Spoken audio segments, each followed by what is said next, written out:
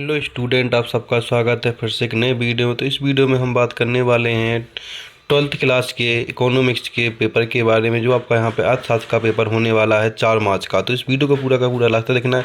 सारे के सारे प्रश्न आपको इस वीडियो में सॉल्व कराए जाएंगे, पूरे के पूरे A to Z तक जितने प्रश्न आपके इसमें होते हैं सारे के सारे प्रश्न विद आंसर के साथ सॉल्व कराने पूरे के पूरे कराने वाला हूँ। बस वीडियो को पूरा का पूरा लास्ट तक देखने का। चैनल पर पहली बार चैनल को आपको यहाँ पर सब्सक्राइब कर लेना है। यहाँ पे आप देख सकते हैं कि आपको यहाँ पे सबसे ऊपर अपना रोल नंबर डाल लेना है। ये आपका पेपर कोड हो जाता है, ये आपका यहाँ पे सेट हो जाता है। यहाँ पर टोटल 23 प्रश्न होने वाले हैं, 3 घंटे का समय मिलने वाला है और टोटल आपके यहाँ पे मार्क्स 80 नंबर का पूरा पेपर आपका ही होने वाला है।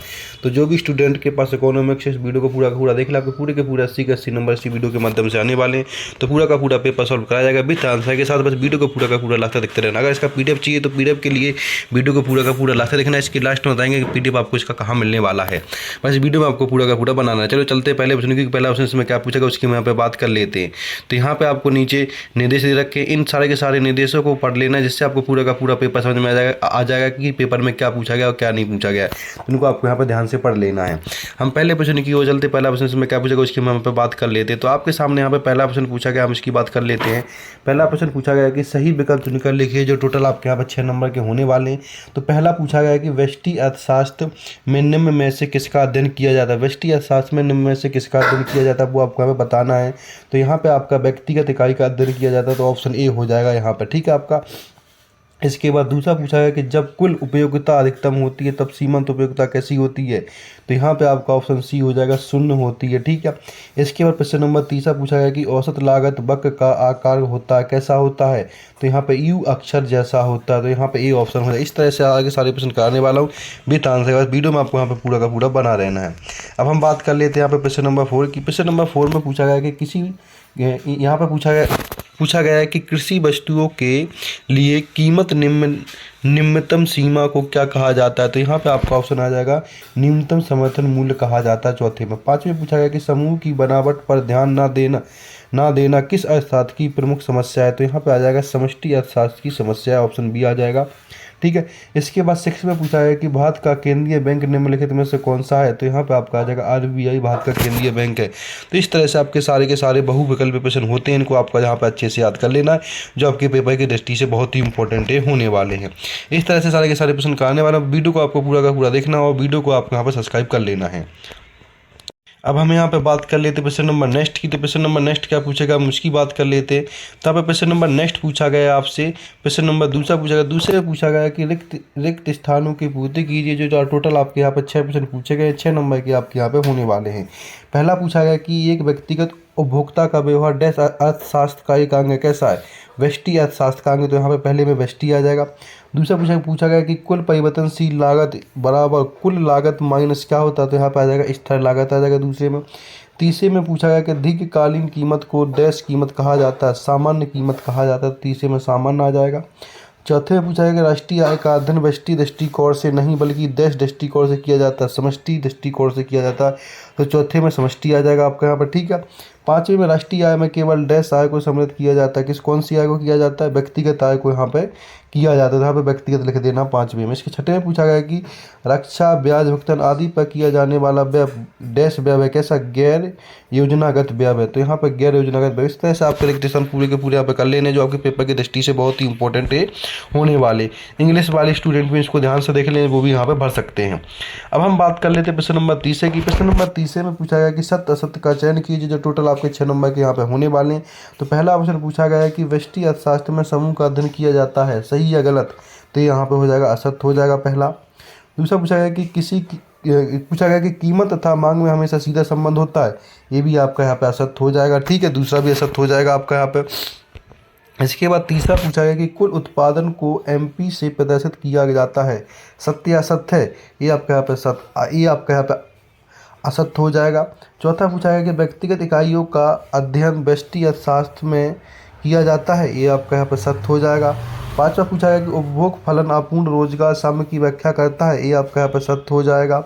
छठा बैंक दर बढ़ने पर विदेशी विनिमय दर देश के पक्ष में हो जाती है, ये आपका यहाँ पर सत्य हो जाता है। इस तरह से आपका पूरे के पूरे सत्य असत्य कर लेने जो आपकी पेपर की दृष्टि से बहुत ही इंपॉर्टेंट होने वाले हैं। अब हम नेक्स्ट क्वेश्चन की बात कर लेते हैं। नेक्स्ट क्वेश्चन क्या पूछेगा उसकी यहाँ पे बात कर लेते हैं। तो नेक्स्ट क्वेश्चन पूछा गया प्रश्न नंबर 4। प्रश्न नंबर 4 में पूछा गया है कि सही जोड़ी बनाकर लिखिए। जो टोटल आपकी यहाँ पर 7 नंबर की होने वाली पूरी की पूरी सही जोड़ी, इन जोड़ियों को भी आपको यहाँ पर ध्यान से याद कर लेना है। तो यहाँ पे पहली जोड़ी मिला लेनी है NNP, ये आपकी यहाँ पे हो जाएगी शुद्ध राष्ट्रीय आय, B से मिला देना। GNNP आपकी यहाँ पे हो जाएगी सकल राष्ट्रीय उत्पाद हो जाएगा। वस्तु विनिमय की कठिनाई, तीसरी आपकी दोहरा सहयोग का अभाव हो जाएगा। D4 पूछा गया कि MPC आपका यहाँ पर सीमांत उपभोग प्रगति हो जाएगी।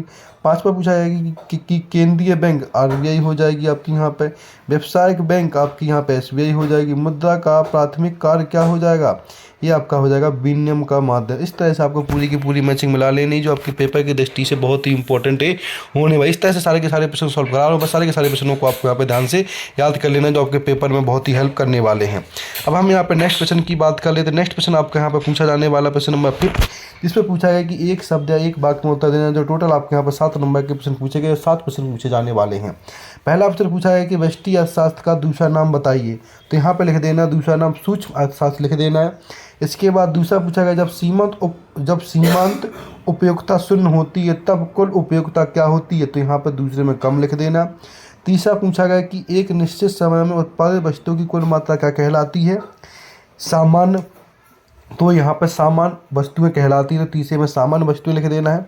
चौथा पूछा है कि प्रति इकाई लाभ का सूत्र लिखिए। ये आपको यहाँ पर PDF में मिलने वाला है, थोड़ा लंबा सूत्र है इसलिए इसका PDF में मिल जाएगा।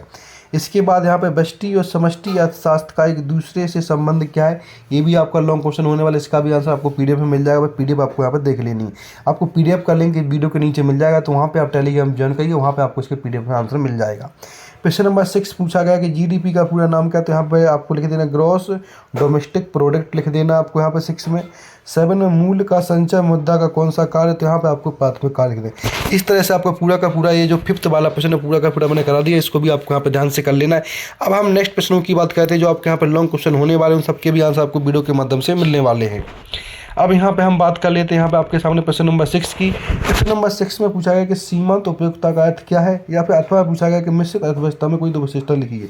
तो यहाँ पर 2 प्रश्न पूछे जाते हैं और 2 में से कोई प्रश्न करना होता है, जो आपका यहाँ पर 2 नंबर का एक प्रश्न होता है। इनमें से जो भी जी लगे वो आप यहाँ पे कर सकते हैं। सारे के सारे प्रश्नों के आंसर आपको इस वीडियो में मिलने वाले हैं। वीडियो को पूरा का पूरा आपको यहाँ पर लास्ट तक देखते रहना है।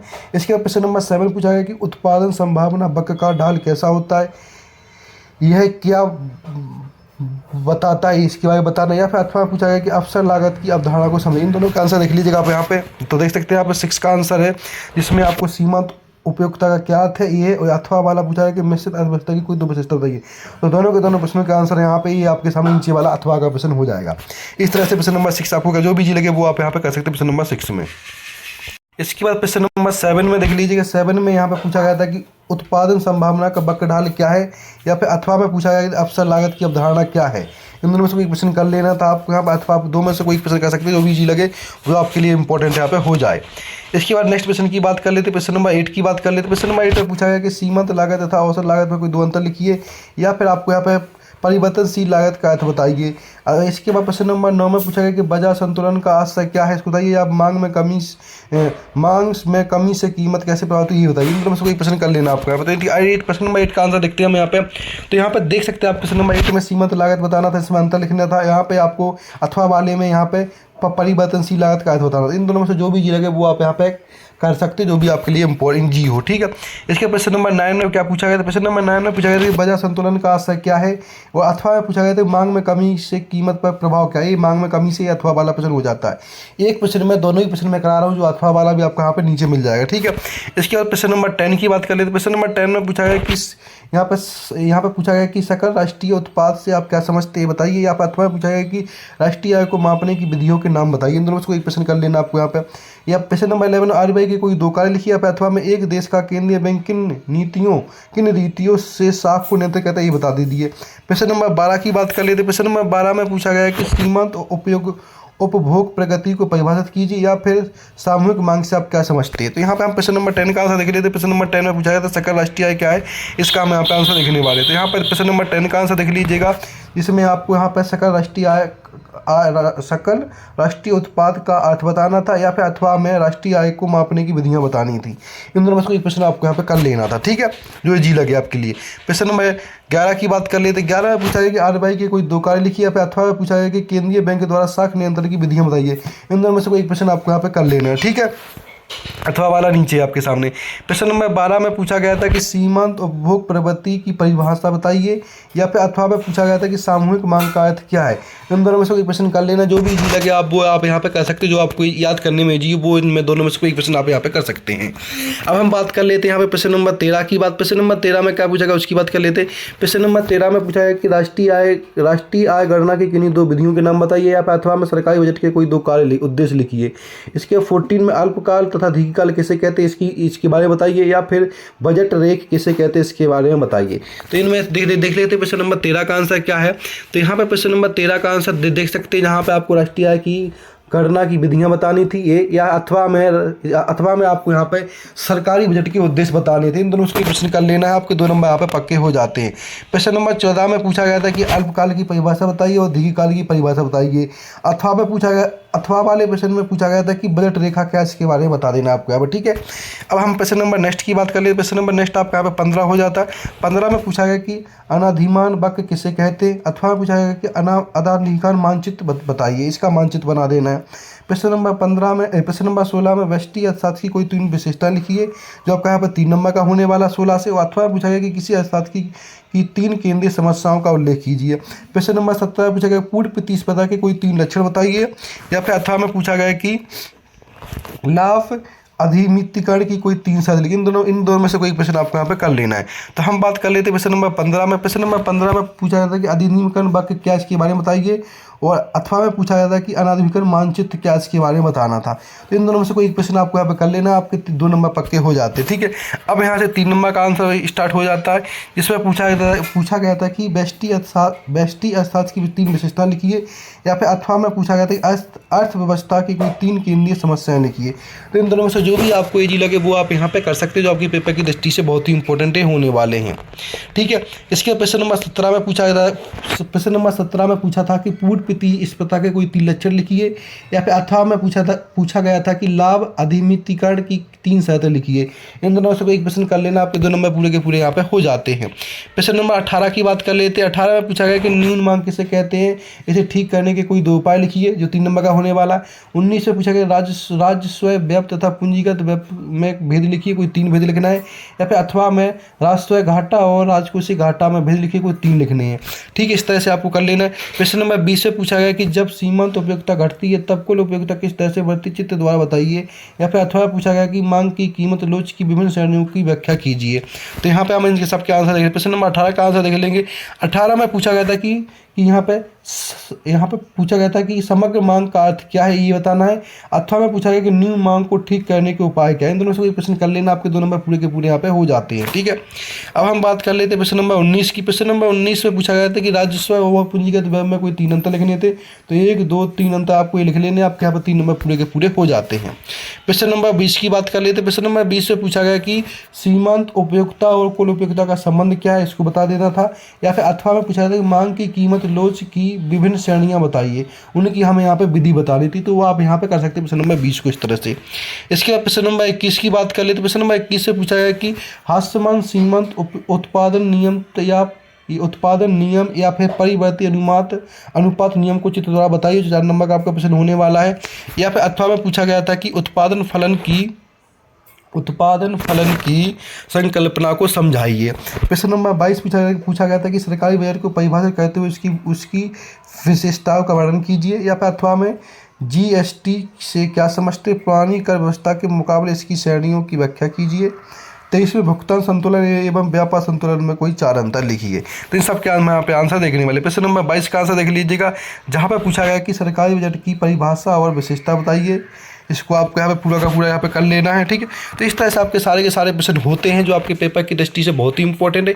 इन सारे के सारे प्रश्नों को कर लेना, आपके पूरे के पूरे 80 नंबर इसी वीडियो के माध्यम से आ जाएंगे। तो ऐसे ही इंपॉर्टेंट अपडेट के लिए चैनल को सब्सक्राइब कर ले। आपके सारे के सारे पेपर इसी चैनल पर आने हैं, इसलिए आप इस चैनल को सब्सक्राइब कर ले और टेलीग्राम ज्वाइन को ज्वाइन कर ले, वहाँ पर आपको इसका PDF मिलने वाला है।